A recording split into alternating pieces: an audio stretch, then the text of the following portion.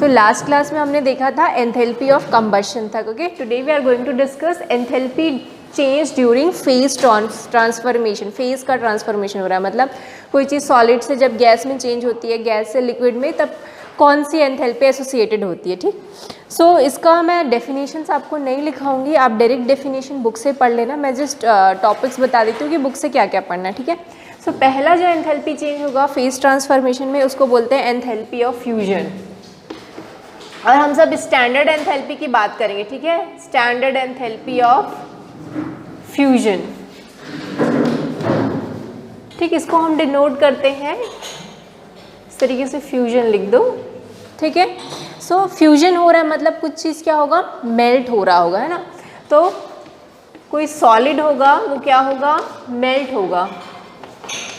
जैसे कि यहाँ पर वाटर जो है आइस के फॉर्म में है, सॉलिड फॉर्म में, वो क्या हो रहा है, लिक्विड के फॉर्म में चेंज हो रहा है. तो 1 मोल ऑफ कोई भी सब्सटेंस जो है सॉलिड से जब लिक्विड में चेंज होता है, उस समय जो एंथैल्पी चेंज होती है that is called enthalpy of fusion. ठीक है. सो डेफिनेशन आपका लिखा हुआ है, आप देखेंगे यहाँ पर enthalpy change during phase transformation. मिल गया सबको. मेरी बुक में अलग पेज है, आपकी बुक में अलग है. हाँ, ठीक है. उसमें आप देखना बोल्ड लेटर्स में सारे डेफिनेशंस दिए होंगे. The enthalpy change that accompanies melting of 1 mole of a solid substance in standard state is called standard enthalpy of fusion or molar enthalpy of fusion. ये आप देखो 6.4 देखा, उसमें A है स्टैंडर्ड एंथैल्पी ऑफ रिएक्शन और B है enthalpy change during phase transformation. 6.4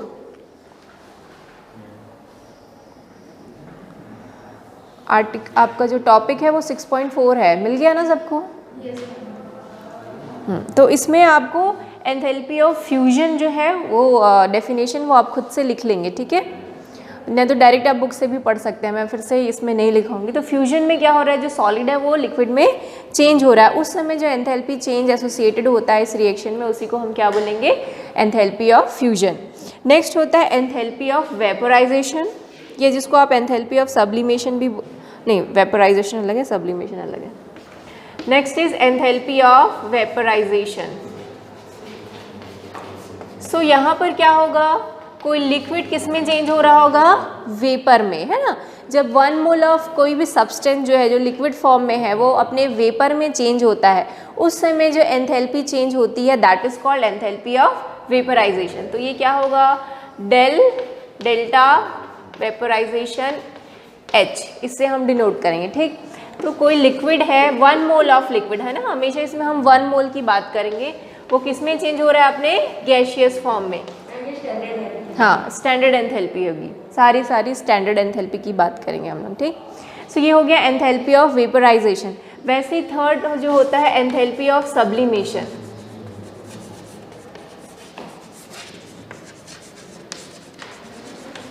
sublimation में क्या होगा, जो सॉलिड है वो डायरेक्ट किस में चेंज होगा, गैस में. जैसे CO2 सॉलिड है, वो किस में चेंज हो रहा है, CO2 गैसियस फॉर्म में. तो उस समय जो एंथैल्पी चेंज होगी इस प्रोसेस में that will be called the enthalpy of sublimation. कोई सॉलिड किस में चेंज होगा, गैसियस फॉर्म में. सो आई थिंक 3 ही है. सो 3 टाइप की एंथैल्पी है, enthalpy change during phase transformation. First is standard enthalpy of fusion, standard enthalpy of vaporization और स्टैंडर्ड एंथैल्पी ऑफ सब्लिमेशन. ठीक है.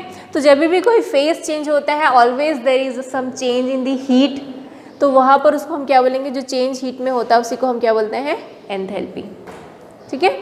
सो इस वाले रिएक्शन में जो रिएक्शन की एंथैल्पी है वो किसके इक्वल होगी, फ्यूजन की एंथैल्पी. इस रिएक्शन में जो रिएक्शन की एंथैल्पी है वो किसके इक्वल होगी, वेपराइजेशन की एंथैल्पी की. ठीक है.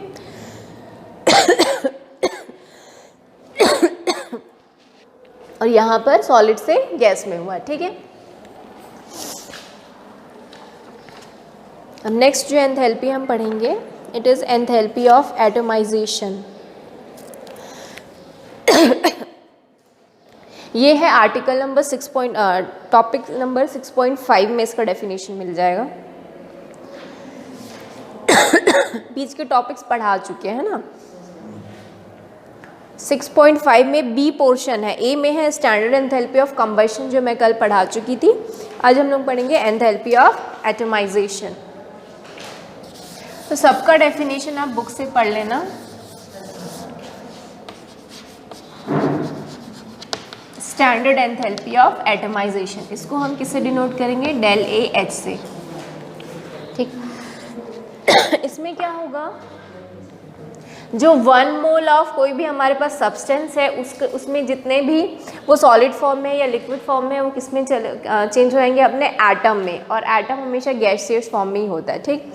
सो अगर मेरे पास H2 है, ठीक, इसमें कुछ मैंने हीट दिया तो ये H2 जो मॉलिक्यूल था वो किस में चेंज हो गया? अपने एटम्स में चेंज हो गया। तो इस रिएक्शन में जो एंथैल्पी चेंज होती है उसको हम क्या बोलते हैं? एंथैल्पी ऑफ एटमाइजेशन, ठीक है। हमेशा याद रखना 1 मोल ऑफ हमको कोई सब्सटेंस चाहिए रहेगा। अगर यहाँ पर 2 है और यहाँ पर 4 है तो उस केस में जो एंथैल्पी होगी उसको एंथैल्पी ऑफ एटमाइजेशन नहीं बोलेंगे, उसको एंथैल्पी ऑफ रिएक्शन बोलेंगे, ठीक है। एंथैल्पी ऑफ एटमाइजेशन कब होगा? जब 1 मोल ऑफ सब्सटेंस जो है वो किस में कन्वर्ट होगा? अपने एटम्स में कन्वर्ट होगा, ठीक। सो डेफिनेशन जो है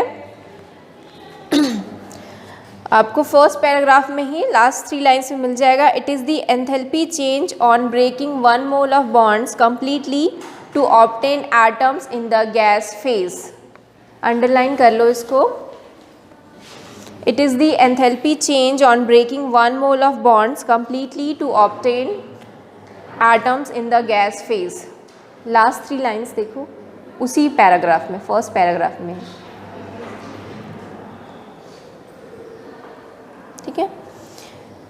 पर ये तो डायटॉमिक है। अगर मेरे पास पॉलीएटॉमिक है लाइक CH4 है, ठीक है, तो इसको मुझे इसके एटम्स में कन्वर्ट करना है तो 4H है ना, ये सब कौन से फॉर्म में रहेंगे? गैसियस फॉर्म में। तो इस केस में जो एंथैल्पी ऑफ एटमाइजेशन है इसको इस तरीके से डिनोट करेंगे हम लोग। ये इक्वल होती है 1665 किलो जूल मोल इनवर्स। तो उसके एटम्स में हम क्या कर रहे हैं? उस मॉलिक्यूल को ब्रेक कर रहे हैं। तो that is enthalpy of atomization, ठीक।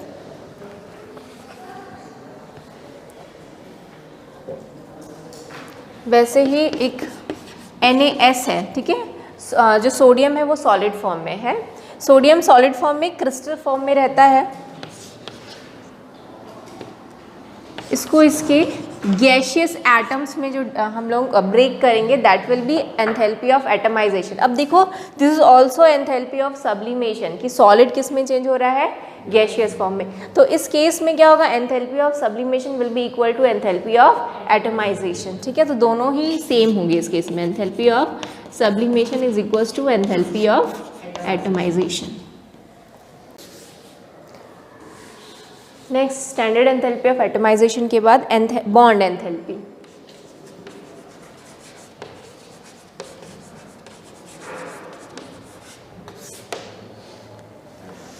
सो बॉन्ड एंथैल्पी को हम किससे डिनोट करेंगे? इस तरीके से बॉन्ड लिख देना। और ठीक है, स्टैंडर्ड है, स्टैंडर्ड बॉन्ड एंथैल्पी की बात करें इसलिए H0 लगा देंगे, ठीक। अब बॉन्ड मतलब जब भी कोई केमिकल रिएक्शंस होते हैं, कोई कुछ बॉन्ड ब्रेक होते हैं और कुछ बॉन्ड बनते हैं, ठीक है। सो उस बॉन्ड को ब्रेक करने के लिए हमको कुछ ना कुछ एनर्जी देनी पड़ती होगी, है ना। उसी एनर्जी चेंज को हम लोग क्या बोलते हैं? Bond enthalpy. So bond enthalpy को हम 2 टर्म्स में बता सकते हैं थर्मोडायनेमिक्स में। पहला होता है बॉन्ड डिसोसिएशन एंथैल्पी और मीन बॉन्ड एंथैल्पी।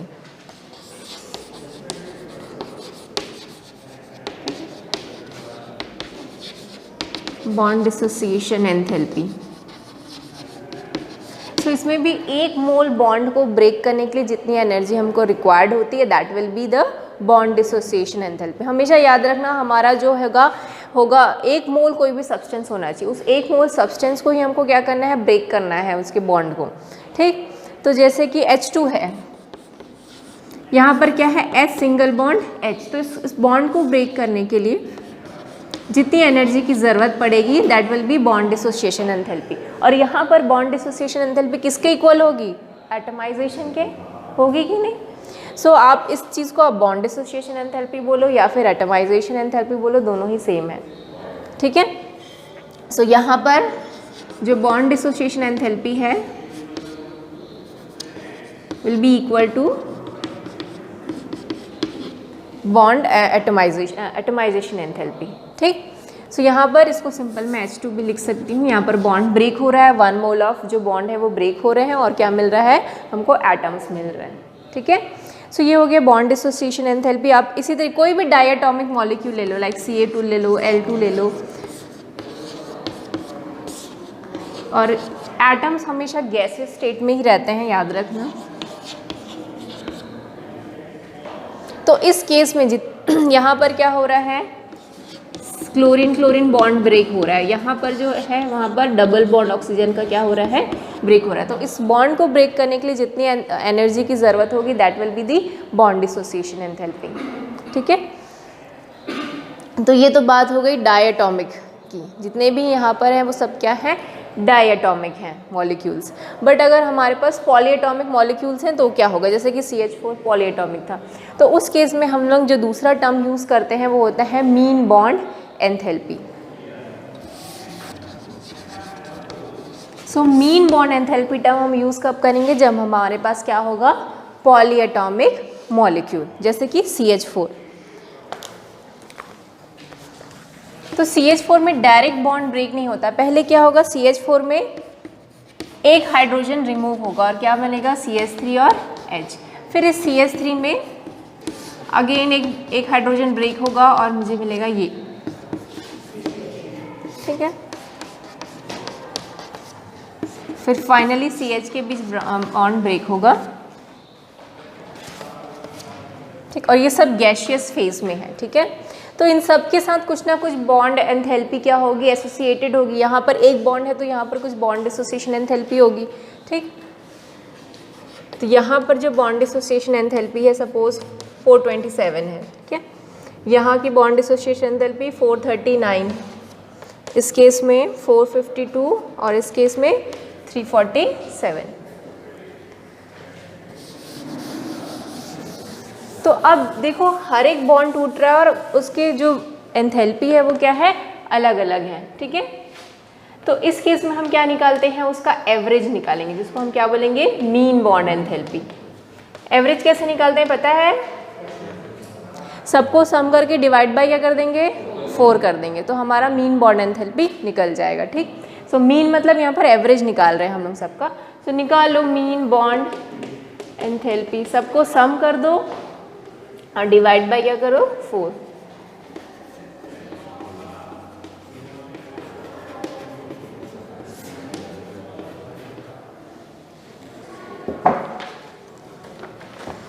तो ये करीब आता है 416 किलो जूल पर मोल।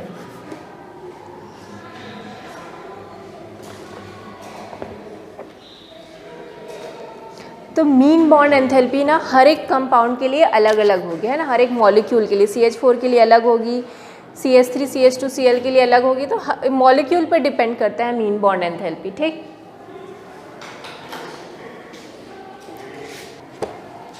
क्लियर हो गया। डेफिनेशन आप बुक से पढ़ लेना, पढ़ लेंगे ना, बुक भी पढ़ा करो, बुक पढ़ना ज़रूरी है। कि अब लास्ट जो एंथैल्पी है उसके बारे में बात करते हैं हम लोग, एंथैल्पी ऑफ सॉल्यूशन। लिखो, अच्छा ये अंडरलाइन ही कर लो, एंथैल्पी ऑफ सॉल्यूशन क्या होता है, फर्स्ट लाइन ही लिखा हुआ है, enthalpy of solution of a substance is the enthalpy change when 1 mole of it dissolve in a specified amount of solvent, ठीक है। कोई भी 1 मोल है, जैसे KCl है, उसका ही मैं अगर एक्वस सॉल्यूशन बनाऊँ, ठीक है, पानी में डाल के, तो मुझे क्या मिलेगा, ये KCl सॉलिड है तो मुझे क्या मिलेगा, KCl एक्वस सॉल्यूशन मिल जाएगा। तो इस केस में जब मैं उसको डिज़ोल्व करती हूँ वाटर में, उस केस में जो एंथैल्पी चेंज होगी उसी को हम क्या बोलेंगे, एंथैल्पी ऑफ सॉल्यूशन बोलते हैं, ठीक है।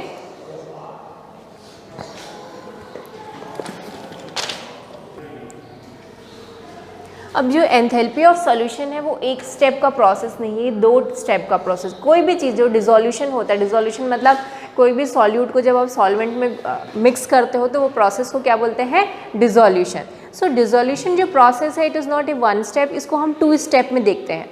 जैसे कोई भी आयनिक कंपाउंड है, कोई भी crystal structure like KCl, NaCl, ये सब वाटर में सॉल्यूबल होते हैं। तो सबसे पहले क्या होगा, उनका जो क्रिस्टल स्ट्रक्चर है उसको ब्रेक करना पड़ेगा, है ना। उनका एक लैटिस स्ट्रक्चर होता है हर एक सॉलिड का, NaCl का लैटिस स्ट्रक्चर होता है, KCl का भी एक लैटिस स्ट्रक्चर होता है। सबसे पहला काम क्या करना पड़ेगा, उस लैटिस स्ट्रक्चर को ब्रेक करना, ठीक है।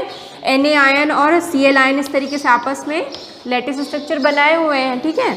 तो सबसे पहले क्या करना है, इनके बीच का जो बॉन्ड है उसको ब्रेक करना है मुझे, और अलग अलग इंडिविजुअल मुझे Na आयन चाहिए रहेगा और Cl आयन चाहिए रहेगा।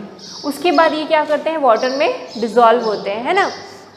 तो सबसे पहला जो कोई भी डिसोल्यूशन प्रोसेस है वो फर्स्ट हमको जो चाहिए रहती है एनर्जी, वो चाहिए होती है लैटिस एनर्जी। उसके लैटिस को ब्रेक करने के लिए जितनी एनर्जी चाहिए उसको हम क्या बोलते हैं, लैटिस एनर्जी। तो जो कोई भी प्रोसेस है लाइक NaCl का ही केस ले लेते हैं। NaCl को जब आप वाटर में डिज़ोल्व करते हो तो क्या मिलता है, Na aqueous plus Cl minus aqueous, ठीक है। पर ये प्रोसेस एक स्टेप में नहीं होता, पहले क्या होता है, ये लैटिस जो है वो ब्रेक होगा, ठीक है। इसको हम बोलते हैं लैटिस एंथैल्पी।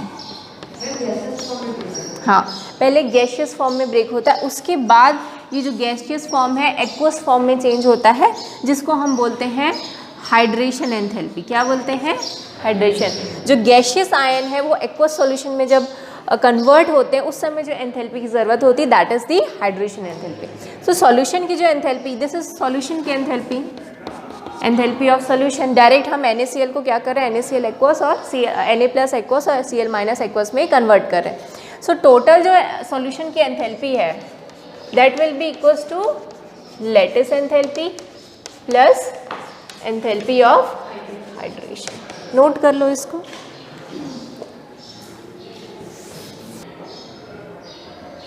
अब सब में नॉट लगा लेना बिकॉज हम स्टैंडर्ड एंथैल्पी की बात कर रहे हैं, ठीक है।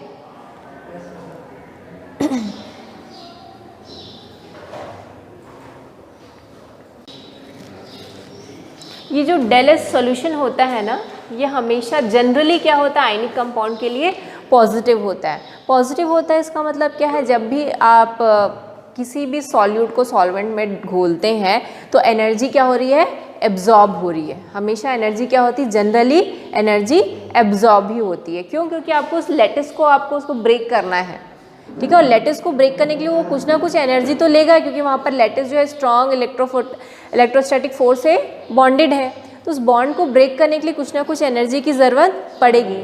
तो ये जो लैटिस एंथैल्पी होती है ये तो पॉजिटिव होती है, और ये हाइड्रेशन एंथैल्पी जनरली नेगेटिव होती है। जब गैसियस से एक्वस में चेंज होता है तो एनर्जी क्या होती है, रिलीज होती है। बट ओवरऑल में देखा जाए ना तो इन दोनों का सम रहेगा सॉल्यूशन की एंथैल्पी, तो ओवरऑल में एंथैल्पी हमेशा क्या आती है, पॉजिटिव ही आती है, ठीक है। सो अंडरलाइन कर लो इस लाइन को। लास्ट पैराग्राफ देखना सॉल्यूशन के एंथैल्पी में, ये वहाँ पर लिखा होगा लैटिस एंथैल्पी के जस्ट ऊपर, है ना। For most of the ionic compound, Deleuze solution is positive and the dissociation process is endothermic. तो Deleuze जो है हमेशा क्या होता है, पॉजिटिव होता है। Therefore, the solubility of most of the salt in water increases with rise in temperature. तो जैसे जैसे टेम्परेचर बढ़ाते जाओगे solubility बढ़ती जाएगी। If the lattice enthalpy is very high, the dissolution of the compound may not take place. ठीक, अगर lattice enthalpy बहुत ज़्यादा है किसी भी कंपाउंड के लिए तो उस बॉन्ड को ब्रेक करना मुश्किल होगा, तो वो ईजिली डिज़ोल्व नहीं होगा, ठीक है। इसी वजह से जो बहुत सारे फ्लोराइड्स होते हैं जो आयनिक कंपाउंड बनाते हैं वो क्या होते हैं, डिज़ोल्व नहीं होते, because they are very strongly bonded to each other, ठीक है। हाँ, नोट डाउन कर लेना। अब हम लोग बात करते हैं लैटिस एंथैल्पी की, ठीक। सो लैटिस एंथैल्पी होता क्या है, अगेन अंडरलाइन करो लैटिस एंथैल्पी का definition. The lattice enthalpy of an ionic compound is enthalpy change which occur when 1 mole of an ionic compound dissociate into its ion in gaseous state, ठीक है।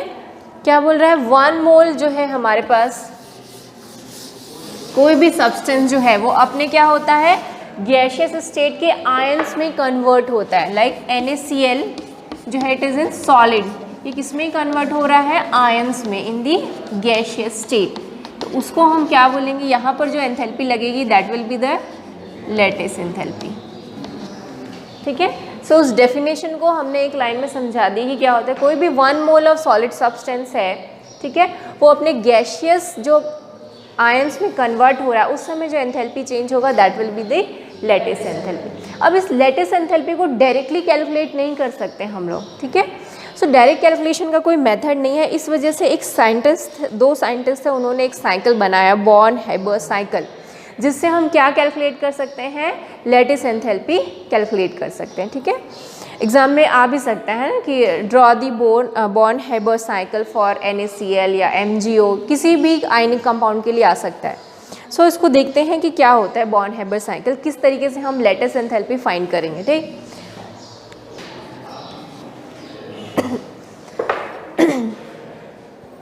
देखो क्या होता है कि सोडियम सॉलिड और क्लोरीन जो है ये गैशियस फॉर्म में होगा, आपस में मिलेंगे और क्या बनाएंगे, NaCl बनाएंगे। इस केस में जो एंथैल्पी एसोसिएटेड होगी उसको हम क्या बोलेंगे, एंथैल्पी ऑफ फॉर्मेशन, क्योंकि NaCl यहाँ पर अपने क्या बन रहा है, कॉन्स्टिट्यूएंट पार्टिकल से बन रहा है।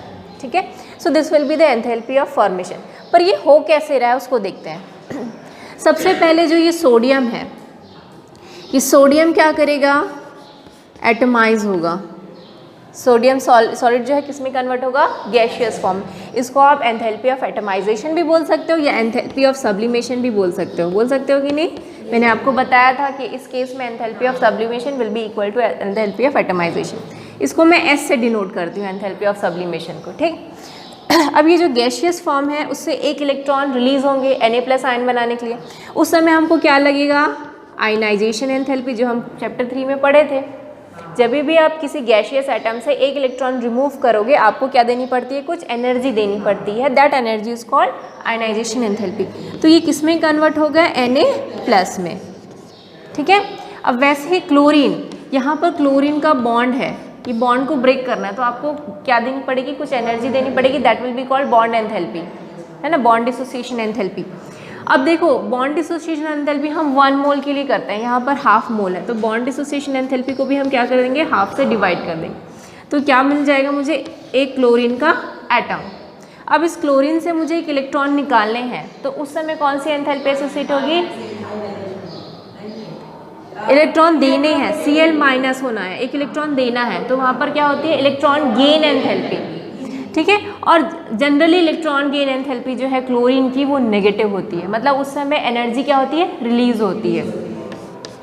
सो इलेक्ट्रॉन गेन एंथैल्पी, तो ये क्या बन गया, Cl-। अब ये दोनों जब हैं आपस में कंबाइन होते हैं और कंबाइन होके जब वो NaCl फॉर्म करते हैं, तो जब ये कंबाइन होंगे तो कुछ एनर्जी रिलीज होती है, उस एनर्जी जो रिलीज होती है उसी को हम क्या बोलते हैं, लैटिस एंथैल्पी। ठीक है, तो इस पूरे प्रोसेस से हमको अब क्या निकालना है, लैटिस एंथैल्पी। कैसे निकालेंगे, देखो हेस लॉ क्या बोलता है, हेस लॉ के हिसाब से जो ∇F H0 है वो किसके इक्वल होगा, इन सब के सम के इक्वल होगा, चाहे वो डायरेक्ट हो चाहे ये पूरा क्या हो दूसरे स्टेप्स में आया, तो दोनों स्टेप का जो सम है वो क्या होगा, सेम होगा। सो ∇f H0 किसके इक्वल होगा, सब्लिमेशन एंथैल्पी के, प्लस आयनाइजेशन एंथैल्पी लगी है ½ D, plus electron gain enthalpy, plus lattice enthalpy. हाँ ½ D है, मैंने बताया ना। D कब होगा, जब एक पूरा Cl2 का मोल जो है वो किस में कन्वर्ट होगा, 2 क्लोरीन में, तो उस केस में जो एंथैल्पी चेंज होगा वो D होगा। बट मेरे पास क्लोरीन मैं ½ ले रही हूँ, तो ये D भी क्या हो जाएगा, ½ हो जाएगा। ठीक है, अब देखो यहाँ पर कौन कौन सा जो साइन कन्वेंशन देखते हैं हम लोग। सब्लिमेशन एनर्जी आपको क्या करना है, देना पड़ रहा है, तो ये प्लस में होगा। आयनाइजेशन एंथैल्पी भी देना पड़ रहा है सिस्टम को, तो ये भी प्लस में होगा। ये भी देना पड़ रहा है सिस्टम को, पर इस केस में एनर्जी क्या हो रही है, रिलीज हो रही है, तो रिलीज हो रही है तो इसका जो साइन है वो क्या हो जाएगा, माइनस। हाँ, लैटिस एंथैल्पी भी रिलीज होती है वो एंथैल्पी, तो ये भी क्या हो जाएगा, माइनस साइन पे होगा।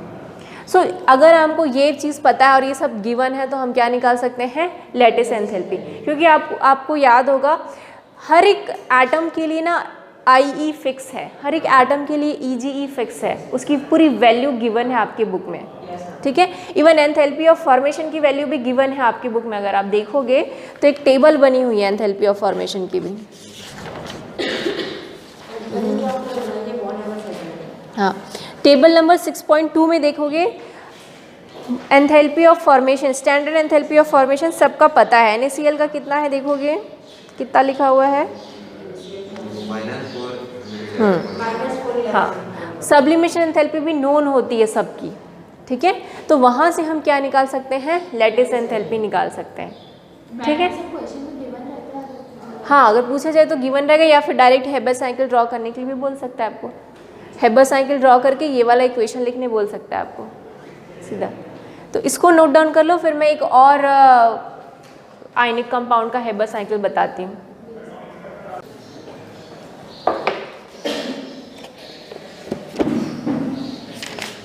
हेडिंग डाले ना, this is bond Haber cycle, ठीक है।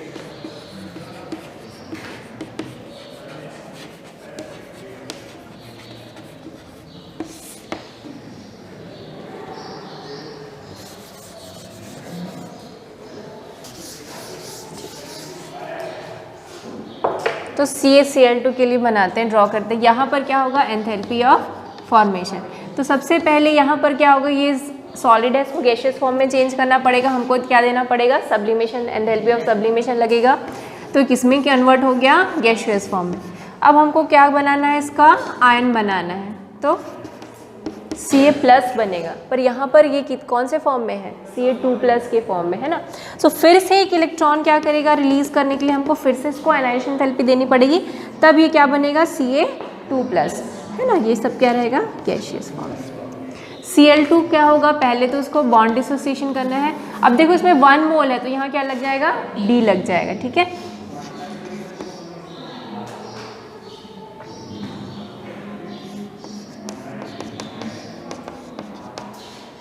इलेक्ट्रॉन गेन एंथैल्पी, ठीक है। अब ये दोनों कन्वर्ट होंगे और क्या बनाएंगे, यहाँ पर तो क्या निकलेगी, लैटिस एंथैल्पी, ठीक है। सो यहाँ पर 2 बार इलेक्ट्रॉन गेन एंथैल्पी क्या होगी, रिलीज होगी, क्योंकि 2 एटम्स है ना। क्या कुछ डाउट है इसमें, कौन सा 2, CaCl2 बना तभी तो,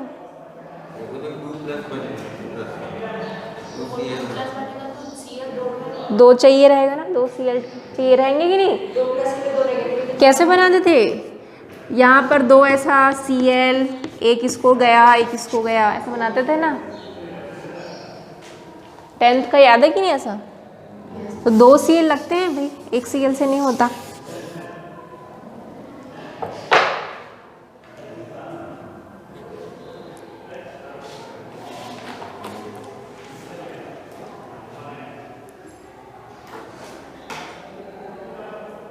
सो इस केस में आप लिख सकते हैं, ये पूरा डेटा फिर से इसके लिए लिख सकते हैं, एंथैल्पी ऑफ फॉर्मेशन, तो लिख लीजिए, है इसके लिए भी सेम चीज़।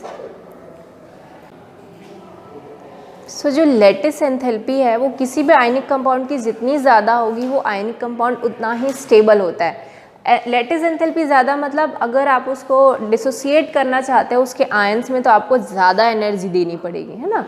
तो जितनी ज़्यादा लैटिस एंथैल्पी है वो आयनिक कंपाउंड उतना ही ज़्यादा स्टेबल है, और वो जितना ज़्यादा उसकी लैटिस एंथैल्पी उतना ही वो इनसॉल्युबल होते जाएगा। अगर बहुत ज़्यादा लैटिस एंथैल्पी है तो वो it will be insoluble in water. उसके बाद आपको क्या करना पड़ेगा, हो सकता है उसको गर्म करना पड़े, है ना, पानी को गर्म करना पड़े, गर्म पानी में घुल जाएगी, गर्म पानी में एनर्जी मिलेगी तो बॉन्ड्स क्या हो जाएंगे, ब्रेक हो जाएंगे, ठीक है।